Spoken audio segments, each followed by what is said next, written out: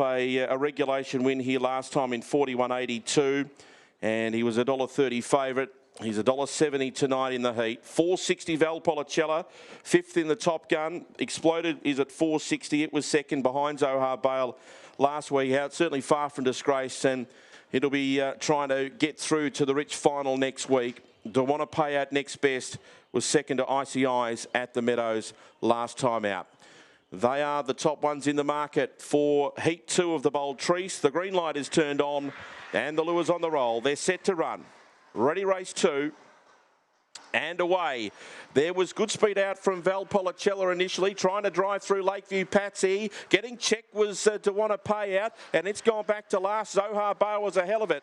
It's Valpolicella, leads out by 4 with a lap to go from Lakeview Patsy. Up to third was First Pick. Back in the field was Boom Lateral there. Checked again was to want to pay out. Exploded, and Zohar Bale's run into backsides, but is now starting to loop the field. But Valpolicella's got a massive lead. It's about 8 or 9 in front. Lakeview Patsy. Zohar Bale gets to second. There's still a chance here. They get clear on First Pick. Valpolicella's in front. Zohar Bale's motoring home, but it's too late, and Valpolicella won it by 3 lengths maybe on Zohar Bale. They were a minute in front of the rest. Boom Lateral got home for third. Fourth home was Lakeview Patsy, next in First Pick.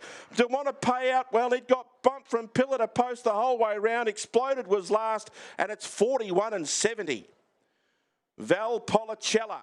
Valpolicella, we've known that she's had a huge amount of ability, Tony. We picked her in the Top Gun Stayers. She came down, she ran in that, she stayed down here with Mick, and then she comes out like that. I can't imagine that you would have thought she'd jump straight to the front and it'd be all over. Not first look out of them boxes. Like I say, she trialled out of the 595 here last week, and Michael said she went very slow early, but her run home time was good. So I thought, well, the extra distance is going to suit her. It would just depend on how she jumped, and to see her jump like that tonight, that was an enormous effort, because she's not known for her early speed. That's the thing. Once she hit the front, she's a greyhound, as you said. She's not known for early speed. She's more of your not dour stayer, but she's a really strong type. For her to be able to do that all the way out in front, it's got to give you a fair amount of confidence leading up to next week. I'm sure you'll have to fly back down and sort the flights a little bit earlier this week. I think so. Yeah. Almost didn't make it, but I'll certainly make an effort to be here early next week, and I just hope Mick can do well in the next race, and I'll have him as a challenger in the final, and then later on hope he can do all right in the Melbourne Cup heats with JJ. But no, honestly, she got a little bit tired at the end, knowing that Zohar Bale's a very strong finisher, but at least you know with a second run over it next week, it's going to be a little bit in her favour, having one run and then backing up a second time. It'll be good for her. Beautiful. Well done, Tony. Go and give her a pat. Thank you for your time. What a performance that was. 41.70 the time. Well done. I'm very happy with that first go. Yeah, very happy with that. So, we've got 2 more heats to go, so we'll see how we shape up against the other 2 winners in the 3rd and 4th race tonight. Well, she'll take a power of beating in the final next week. Valpolicella, that was just explosive. You heard the time there as eclipsed race number 1 in the first heat of the Bold Trease. We're off to a ripper start here, Don. We absolutely are. From start to finish, led all the way, just powered away there in the straight. And, well, Valpolicella, they tell me that it's a province in Verona in Italy, famous for its wine production. There'll be a few wines for the connections tonight. I can tell you a story on that, boys. I was just going to think about that as you mention it. And Cat Ernst trackside, fantastic win for Valpolicella. What more can you tell us about it?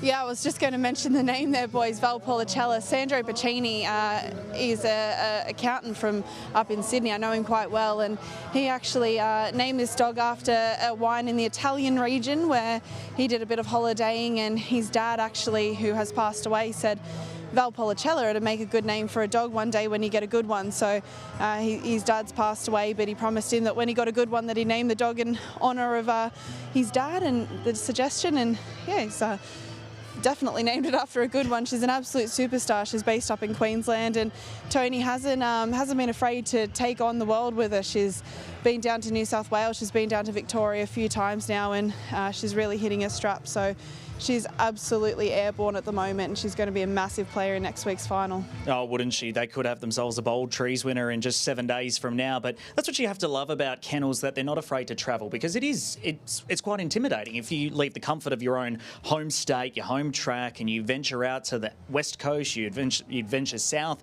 it's a really hard thing to do, Don. So it's quite impressive that the kennel have been confident enough in Valpolicella to just keep her going through multiple states now. Yeah, absolutely. First win since that Ipswich win back on the 26th of October. Finished midfield at the Meadows last start, but to get that win tonight, it pays $3.90 on the local tote, $4.20 to have fixed odds. Fantastic. And it was great to see her just go to the front, because we haven't seen her in front for quite some time. So she just bounded out of the boxes beautifully tonight, and the rest was history. Zohar Bale goes into the final as well next week, the favourite. Loses no admirers, I think, because they've run a quicker time than the first heat, and Zohar Bale was peeling ground off Valpolicella late. So provided the dog's able to jump away cleanly from whatever box he draws next week, he could be a massive player again, because I dare say his time wouldn't be too dissimilar to the first heat. So a really fascinating picture that we're starting to be painted here with the Bold Trees. We're 2 heats in, 2 more to go, and race number 3 comes up in 16 minutes. We'll get a quick look at the market now, and then we'll rejoin everybody on Sky Racing Active closer to start time.